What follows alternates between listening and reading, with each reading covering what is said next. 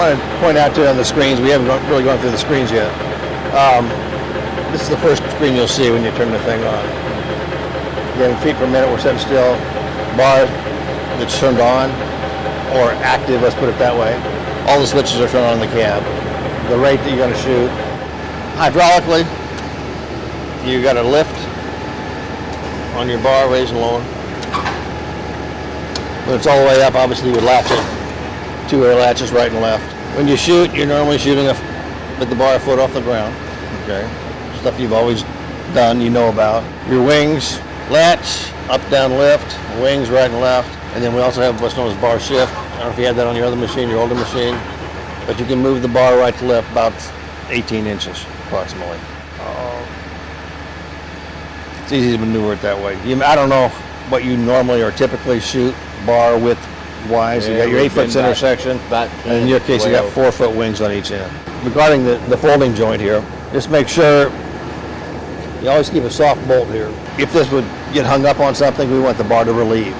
Yeah, okay, it's a pretty expensive joint to repair. Sure that if you do catch this on something that shears and breaks away, a lot of times over the course of the season it'll just wear out. Keep an eye on that, but you just don't want to put a hard bolt there, okay, on either side. Another point about that joint, there's a mercury switch that when it begins to raise, a little ball of mercury moves, completes the circuit, and shuts it off. But don't rely on that.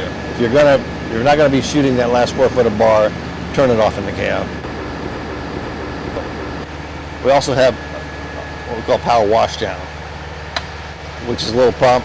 I know you don't have any material in there, but you've got your wand and your spray disconnect or coupling in the back end. You just plug that in, turn that on. You hear that little motor running. And spray everything down. These controls are redundant in the cab. Everything you see here, this except for the bar latch. But you got to be back here basically to see it and make sure it's aligned before you latch it. With all the switches turned on, you noticed we're at 16 feet. And so that's reading, the control box out front. Now we're back to reading just 8 foot because both sides are up and the switch says they're not engaged. Okay, you're not going to be spraying when they're up. Anytime you see this little black box, that's something that you can change with the value switch. So we'll set some presets for you in the cab, but right now if you wanted to change that, as we talked about earlier, that's all you do. Now it's not saved when you do that back here, but we can save presets in the cab for you. And now you go to screen 2, which is just a accumulation of what you've been doing. How many square yards you've shot, how many gallons have been through the pump, how many feet you've traveled. And then we're back to the target temperature. I'll explain that in a moment. But if you want to zero those out, you just,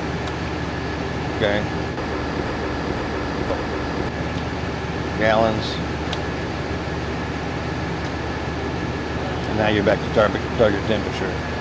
And as I said earlier, I'm not sure how much I went through when we first talked about this, but again, you'll have to set that rate every time you want to burn, every time you want to heat. It always goes back to that 95 you see there. And again, it's reading the temperature off of that probe in the bottom of the tank.